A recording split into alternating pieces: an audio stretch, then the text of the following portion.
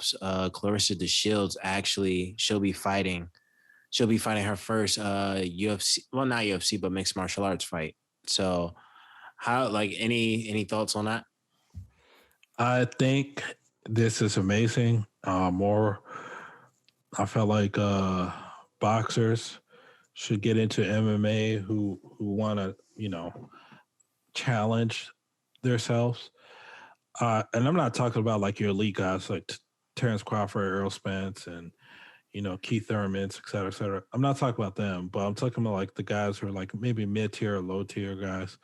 Like, boxing's not working out for you, or you're not getting the push that you think you should get. Come over to MMA. You're going to get recognized.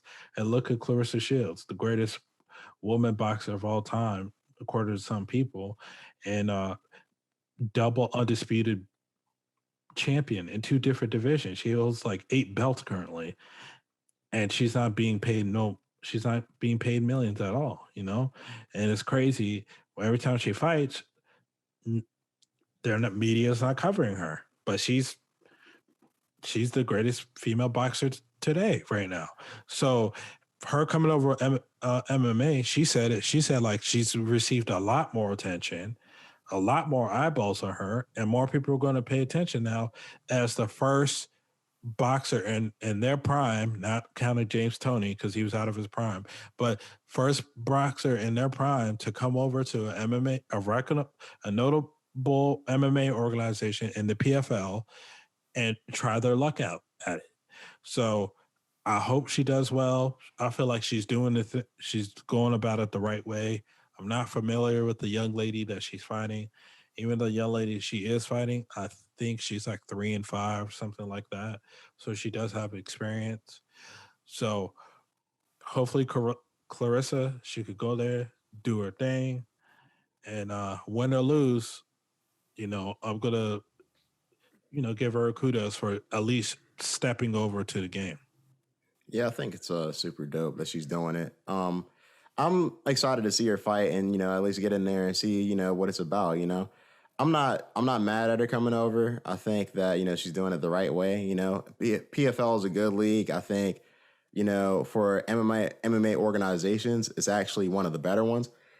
Um, that being said, I'm not overly familiar with the chick she's fighting. I think that it's going to be fun to see her just try out a new thing. And honestly, she's probably just going to go in there and I would assume try to keep the fight on the feet. So I'm not too mad about that. Yeah, I agree. I think she will probably try to keep the fight on her feet as best as she can. But at the end of the day, as we all know, like, she's a fighter. She's the number one in what she does, and she's leaving what she does while being number one to go over into another sport. I wish her nothing but the best. Hopefully, when this podcast drops on Thursday, that she will be fighting that same night, I believe. So yeah, make sure you guys check it out tonight to watch her fight. So, but yeah, other than that, I wish her nothing but the best. It does seem like this may be, if she does well, I'll say, and I think this may be like we may end up seeing a career shift for her, just because of, if at the end of the day, if you're getting more attention, even if she's fighting people that aren't at the same level at the same level as championship level martial artists, mixed martial artists, yeah, I think she may end up just taking that route because she's going to make more money and garner more attention, and this will probably help her fighting career as well. So, within the ring of boxing, so I don't know. It's going to be a lot more. I think we'll have more to say about it when it comes up next week, when after the fight happens, and we speak about this next week. So, but outside of just that, I know there are possible fights that could have taken place due to some of the fans in the NBA. I'm not sure, guys, if you had seen, but like with Russell Westbrook, for instance, when he was walking back into the locker room and fans, I think, threw popcorn on him, and then there were other players throwing and spitting and all type of things like that. Have you guys caught any of that stuff so far? Because it's kind of crazy from what it looks like. So it was definitely a topic the past week where fans during these playoff games doing like nonsensical things, doing very rude things, to be honest, to these players of opposing teams. And the Russell Westbrook situation, Kyrie getting a water bottle tossed at him. And I'm not the biggest Kyrie fan, but I think I was like, yo, that's fucking wrong, you know?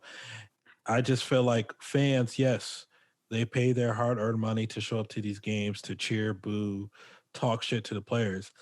But I think what's off limits is doing anything physical towards the players, meaning throwing shit at them or even touching them like in harmful ways or inappropriate ways, and or saying shit like calling them racial slurs or prejudice things. I feel like if you're a fan doing that, then that private organization that's hosting that game have the right to ban you for life because what you're doing is you're contributing to an unsafe environment now.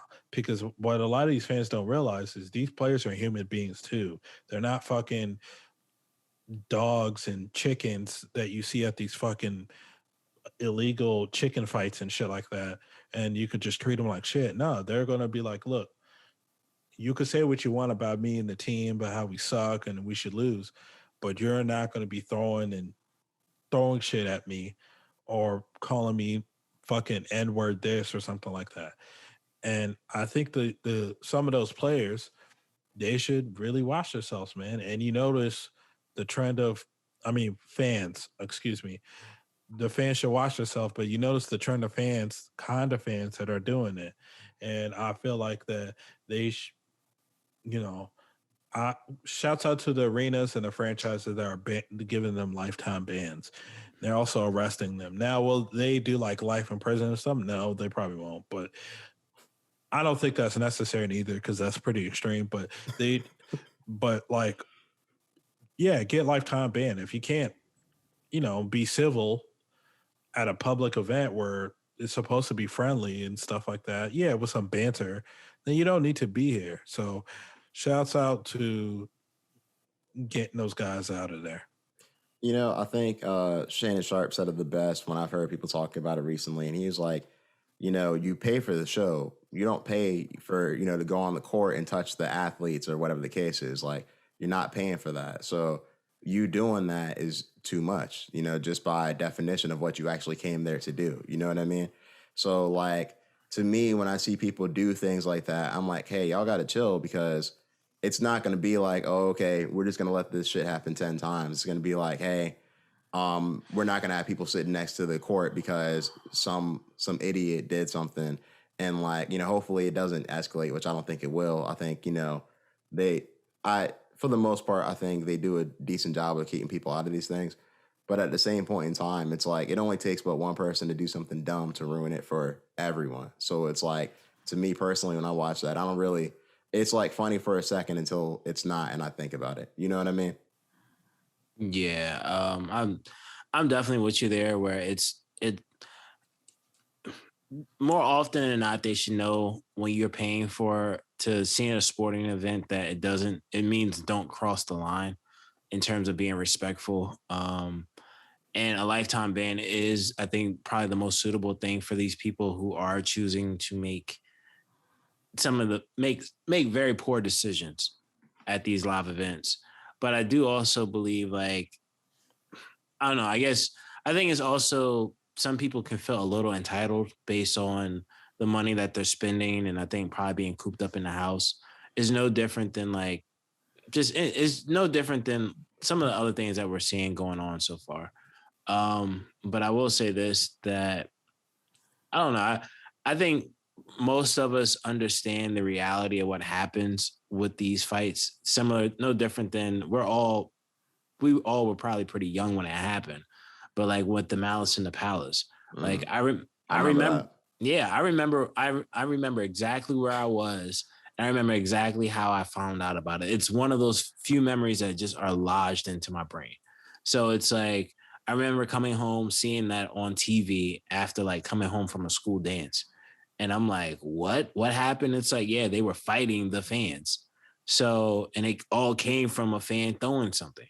So, throwing something or saying something, one of the two.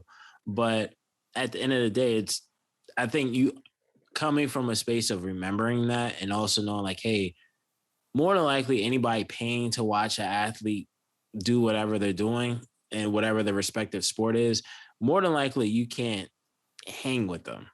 So why would you antagonize someone that if under unfortunate circumstances it became a physical altercation, there's not much you can even you're putting yourself in harm's way in so many words, whether it's you physically getting assaulted or something worse happens. You get what I'm saying? So it's, I don't know. I think some people have to have class, and I think it's over in a little bit of time. I think this is slowly weed them out. But I mean, you never know. I mean, it's a change of times, as we can tell. Like this is actually the first playoffs we'll have without LeBron, which is just unbelievable. Yeah, Unbelievable. it's I